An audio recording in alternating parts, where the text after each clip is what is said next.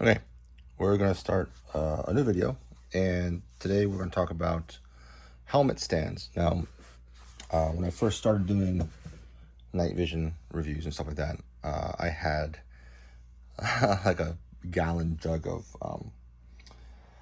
apple juice that I use as a helmet stand. I bought this sort of like, I don't know what to call it, mannequin like bust head thing off Amazon. And the problem is it looks like it's a head, but it's a lot smaller.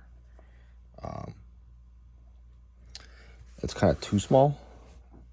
So, yeah, it's too small for helmets. So, I mean, it does work. It holds the helmet up, but it's like a child's head inside a normal helmet. It's just too small. But it does work, right? Like, if your helmet's balanced, right, it kind of gives the look that it's a head wearing a helmet. So, yeah, there's that. I forget how much this thing is. It's not a lot, but I don't recommend this head. It was a good placeholder. Oh yeah, like on some things I put Velcro on the back so I can use. Oh, where'd it go? What do I do with that thing? Hold on. All right, I'm back. So, depending on the goggles you have, this is like a 1% problem. Like, I like those low profile night vision goggles, but they don't have counterweight, especially to use a skull crusher. So for pictures, I had this loop Velcro so I could stick my counterweight. This is a knockoff by S&S Precision, or it's knockoff of the S&S Precision, I don't know, snus pouch thingy. But in here I have, what, 1, 2, 3, 4, 5, 6, 7 pieces of tungsten carbide in here. This thing weighs a lot, and it counterbalances pretty much anything. So, yep. All right, this goes away. Now, the next one that I got, I just found while walking through Ikea. It's not cheap. It's like $35, $40. It seems to be, I don't know, it's got weird coloring that I don't recognize before. But anyways, it's a light. You plug it in and it glows a bunch of different lights, or colors, I mean. So there's a LED in there. I don't use that feature. It is an approximate scale to a human head, and it fits helmets like perfect. They're super snug, right? The only downside is there's no neck. So if you want to buckle the chin strap, you can. There we go. Chin strap's on, but as you can see, there's absolutely no neck. You need to have your helmet counterbalanced.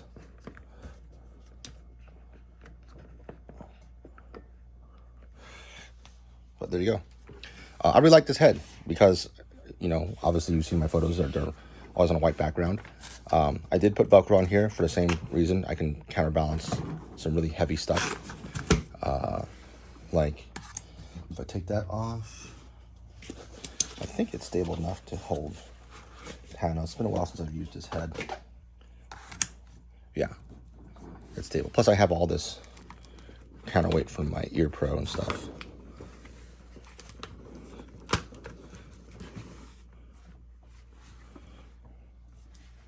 Yeah, it's not too bad. It's pretty stable. The base is really narrow, so it kind of wobbles a little bit. Actually, let's get this a little bit lower. There we go. So you can see, whoop, yeah, it teeters and totters, but if you want to just focus on nods and you want to focus on the helmet, it's great against a white background, right? You're not too distracted by this, and it fits helmets perfect.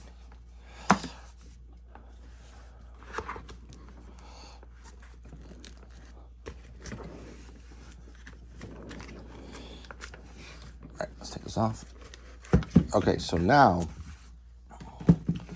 the new hotness, Tom Venable and another guy, Hamza, have been selling their 3D printed versions of these skulls. Now I got the Hamza one first. I forget who the actual artist was that made the CAD file. I don't really understand. Like this one, I don't really care about the aesthetic too much. It's just like I want a skull. This one has like, I don't know, Aztec runes or something on it. There's a Viking one. I'm not white enough to understand the, necessity for that or the allure of that. It doesn't do anything for me. This one has a really big, thick post and a big hole in the bottom of the skull. I like it though because it makes it easy if you're taking photos. The whole entire helmet can rotate on that post, which is nice.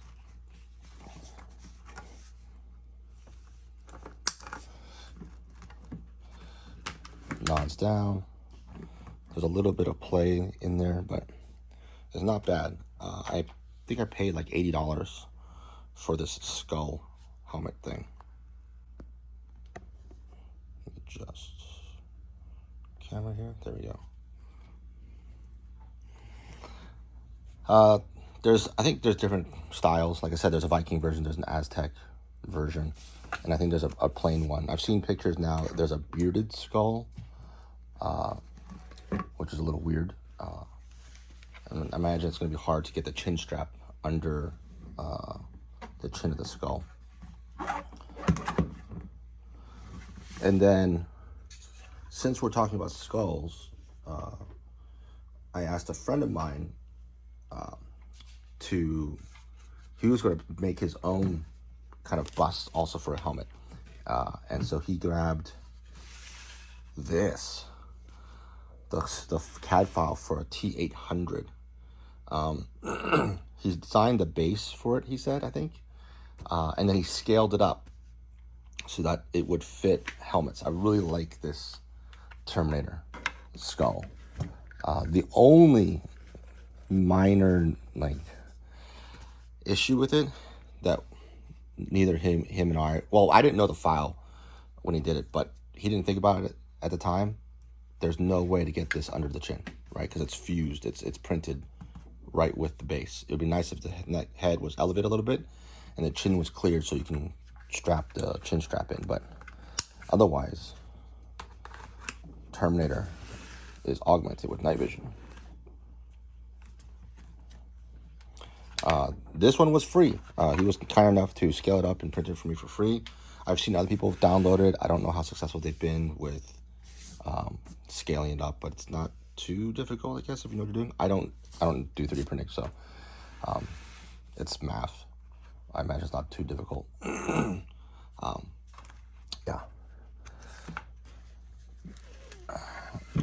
The Terminator skull is cool because it is a T800. Right, you can see all the Cyberdyne logo down there. It's got like cutouts and stuff like that. It is a Terminator skull, but it's all one color. And this is really dense. I don't know what infill he did with this one, but it's really heavy compared to the Hamza skull, which feels a lot lighter. So it's probably a lot more hollow in comparison.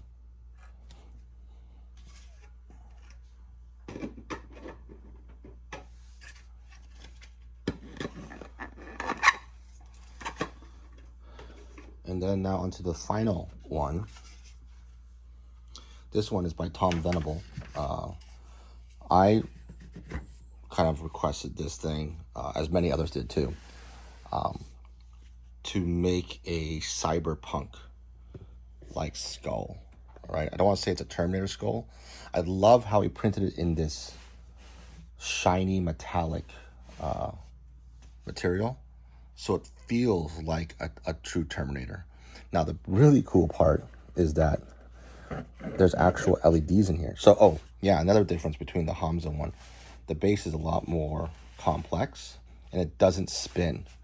It indexes with a slant cut inside the skull. And then here's the secret. It's got LEDs. So the eyes glow. That's so cool, right? That's awesome. And what's even cooler is that if you want to, you can pop out the eyes, or yeah, and you can change the colors. So Tom sent me all the colors when I ordered it. So you have blue, green, and yellow.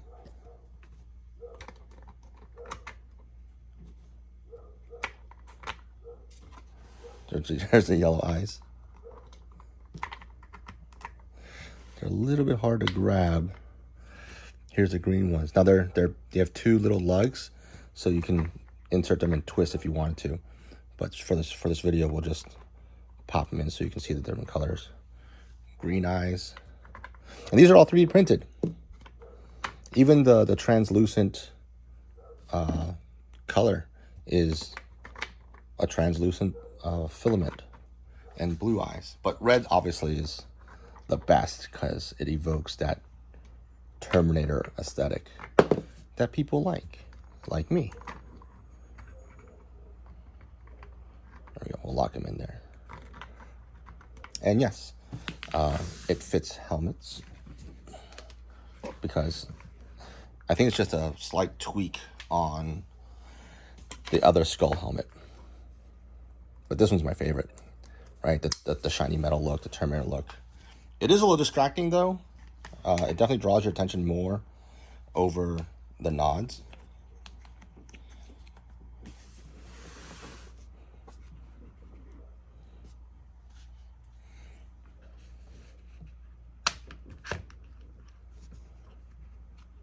But I dig it. It's an awesome helmet stand. It doesn't rotate like the other ones do, but you can spin the whole base, so good enough. And not just helmets. I have my crank cap here.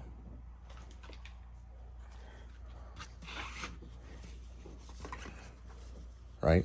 You can probably put baseball caps and stuff on it too. That's basically what this is. The crank cap, baseball cap.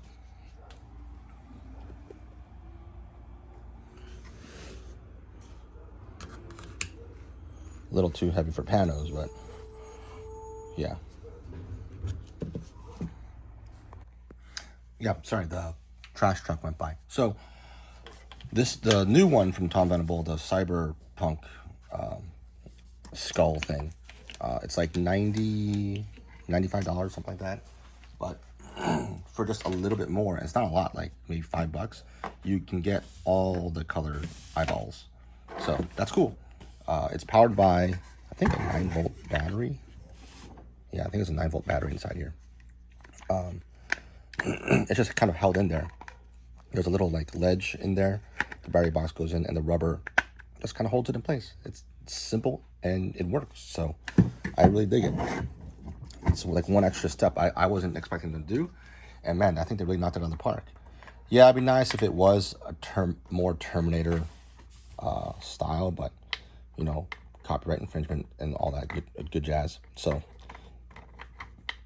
if you dig the aesthetic, get one of these. The skull is equally, you know, great. I love the darker color. It doesn't draw nearly as much attention to itself. The Terminator skull that my friend made, I really dig, just because it's the Terminator, right? Who doesn't like the Terminator? And then the Ikea thing, if you want a blank slate so that it doesn't really, you know, draw too much attention to itself. Ikea one's great. These are more expensive, right? Obviously it's like 80 some bucks, 90 some bucks. The Ikea one's cheaper. It's like half the price. But it doesn't look like a skull. So if you have a 3D printer, I don't know if you can buy the files and then print it yourself or download them. So you might want to look into that. But yeah, these are great options for, you know, displaying your helmet instead of just like seeing it down on a very boring box or keeping it in a bag or something. If you got the display space and you want to display your nods proudly, right? Or take cool pictures of them. It looks cool, right? Terminator skull.